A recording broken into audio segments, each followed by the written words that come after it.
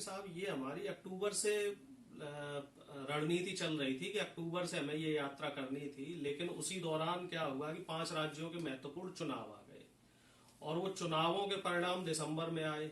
तो अब वो जो यात्रा जो पहले गुजरात से शुरू होकर आसाम तक जानी थी, तो उसका प्रारूप हमें बदलना पड़ा। पहले ये पदयात्रा होनी थी पूरब से पश्चिम तक, लेकिन अब चूंकि समय कम रह गया है और मणिपुर में एक बड़ा संवेदनशील मुद्दा है इस समय, मणिपुर देश का ही नहीं पूरे दुनिया का। ये बात अलग है, प्रधानमंत्री जी ने मणिपुर का मां नहीं बोला, बाकी सब बोल दिया, और जो विपक्ष में कुछ बोलना चाह रहा है कोई भी नेता तो उसे बोलने नहीं दे रहे। तो इस वजह से हम लोग मणिपुर से उस यात्रा को शुरू कर रहे हैं। और हमारी जो इस बार सरकार से जो सवाल है वो सवाल सिर्फ यही है कि आखिर इस देश की जनता को न्याय आप कब देंगे। मणिपुर पूरा तबाह हो गया, वहां न्याय नहीं मिला, युवा बेरोजगार है उसको न्याय नहीं मिल रहा है, इसके साथ किसानों की एमएसपी पे बात नहीं हो रही है, जवानों के लिए कोई स्कीम नहीं इनकी। 6 साल हो गए 2018 के बाद से सेना में जवानों की भर्ती नहीं हो रही है। तो तमाम जो सरकार ने अन्याय कर रखा है उसको लेके श्री राहुल गांधी जी यात्रा करेंगे। लगभग 6200 किलोमीटर की यात्रा है। मणिपुर से आपकी शुरू होगी ये यात्रा,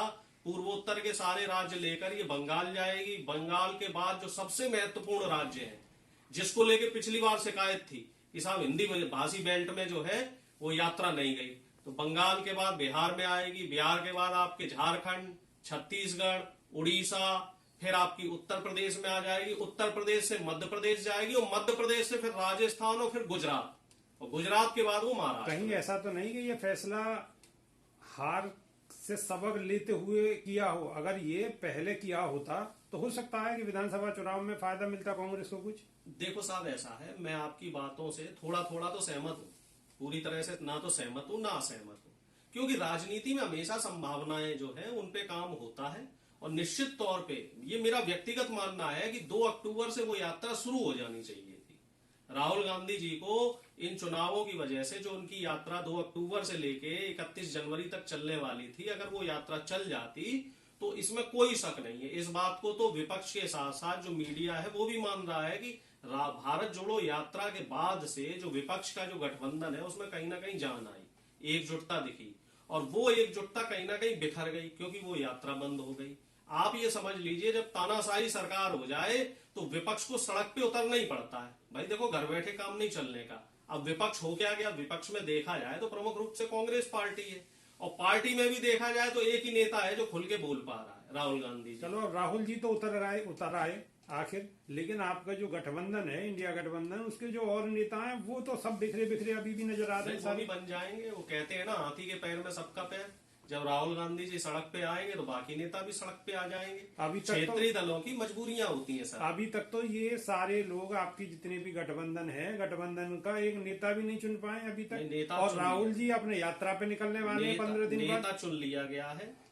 नेता जहां तक मैं समझता हूं कि 4-5 लोग रहेंगे जिनके नेतृत्व में चुनाव होगा। औपचारिक रूप से भी कोई घोषणा तो नहीं हुई, वो हो जाएगी, उसका फाइनल प्रारूप बन रहा है और 10 जनवरी से पहले वो घोषणा हो जाएगी, और उसके होने के बाद ही हमारी ये यात्रा शुरू होगी। 14 जनवरी से यात्रा हो रही है और 10 जनवरी तक ये सीटें जो भी फाइनल होनी है, मतलब ये बिल्कुल आप कंफर्म कर रहे हैं कि घोषणा होने के बाद ही यात्रा शुरू होगी। कंफर्मेशन तो जो इंडिया गठबंधन के 11 लोग हैं, जो मेन 11 कोऑर्डिनेटर्स हैं वो करेंगे, लेकिन मुझे जो जानकारी है, लेकिन कम से कम उन 11 में से एक नेता तो कम से कम चुना जाना चाहिए। मेरी जानकारी के हिसाब से, जो मुझे जानकारी है, मेरे हिसाब से 10 जनवरी तक सीटों पे भी फाइनल हो जाएगा फैसला, और दूसरा विपक्ष में कौन चेहरा रहेगा उस पर भी फैसला हो जाएगा।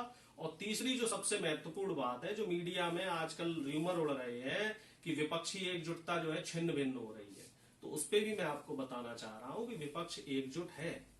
क्योंकि इस समय जो सबसे बड़ा मुद्दा है वो मुद्दा ये नहीं है कि सबको बचना है, मुद्दा सबसे बड़ा ये है कि अगर 2024 के चुनाव में विपक्ष एकजुट नहीं हुआ तो ये लोकतंत्र खत्म हो जाएगा। और सबसे ज्यादा नुकसान मैं आपको बता रहा हूं, ट्विटर पे एक चीज और चल रही है कि मरता क्या ना करता, ऐसी तो कोई बात नहीं है। ऐसा कुछ नहीं है। सबसे ज्यादा दिक्कत तो मीडिया कर्मियों को होने वाली है। आपको मैं जानकारी दे दूं कि बजट सत्र में मीडिया के लिए एक संशोधन बिल आ रहा है, और जितने ये यूट्यूब चैनल वाले हैं जो सरकार के खिलाफ खबरें दिखाते हैं, या फिर हम कह सकते हैं जो निष्पक्ष खबरें दिखा रहे हैं, जो जनता की खबरें दिखा रहे हैं, तो इन पे नकेल और कसने वाली है। तो इसलिए क्योंकि मीडिया पे भी कलम जो है इस पे भी बंदूक का पहरा होने वाला है। ये तो टिकैत जी भी यही बात कहते थे, हाँ, राकेश बिल्कुल टिकैत के बिल्कुल उनकी बंदूक और बात कलम पे। चरितार्थ हो रही है। इसके अलावा किसानों के भी गले पे जो है फरसा लगने वाला है बजट सत्र में।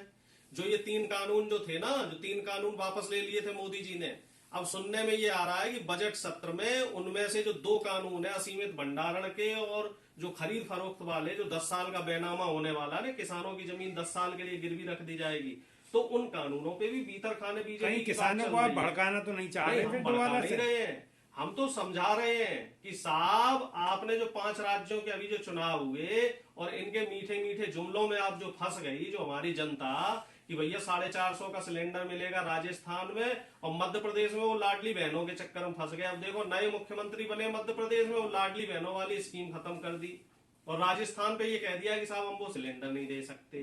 तो इस तरह के जो लुभावने जो विज्ञापन बीजेपी दे रही है, तो इन विज्ञापनों में नहीं फंसना है। आप तो इनका 10 साल का लेखा जोखा अभी देखो। तो प्रोफेसर साहब, अभी तो आप पर भी टाइम है, अभी पब्लिक को आप ये भली भांति बता सकते हैं कि कथनी और करनी क्या है, और 2024 में आप पे भी मौका है। मैं आपकी बातों से पूरी तरीके से सहमत हूँ। अब हमारे पास तो बताने का सिर्फ एक माध्यम है। देखो मीडिया हमारी खबरें नहीं दिखाता, सोशल मीडिया पे इन्होंने बंदिशें लगा दी। आप लोग ऐसी बातें कह देते हो कि इन बातों से तो हमें भी डर लगने लगता है, आप डराने लगते हो। खत्म कर रहा हूँ। आप फेसबुक पे कोई पोस्ट डालो, लगे कि सरकार के खिलाफ है, तो फेसबुक उस पोस्ट को बैन कर देगा, आपका अकाउंट बैन कर देगा, ट्विटर आपकी रीच कम कर देगा, इंस्टाग्राम आपको फिर बैन कर देगा। तो अब माध्यम सिर्फ हमारे पास एक बचा है, सड़क।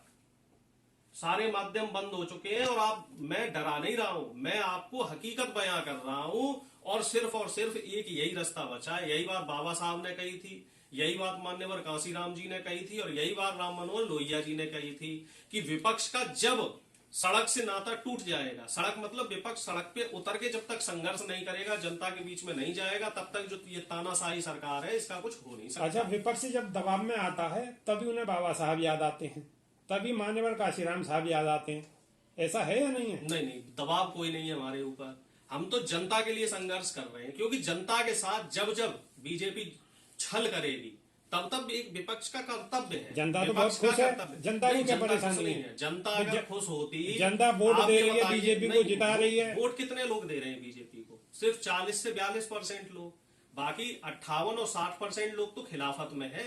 और जो ये 60% लोग खिलाफ है, मैं आपके चैनल के माध्यम से कह रहा हूं, जनता बिल्कुल भ्रमित ना हो। सिर्फ बीजेपी को 40% लोग वोट दे रहे हैं और 2-4% ये लोग ईवीएम में और वैसे हेरा फेरी कर लेते हैं। इस वजह से इनकी सरकार ये भी आप मानते हैं, ये कहते हैं 2-4%, 5% ये बेईमानी करते हैं, ईवीएम में गड़बड़ है आपके हिसाब से? ये 2-4-5% बेईमानी करते हैं। और हमने ईवीएम को भी लेके बात कर ली है, और हम आपको ये बता रहे हैं कि हमारा जो लक्ष्य है वो 60% जो जनता जो इधर उधर तितर बितर हो रखी है उसको एकजुट करने की है।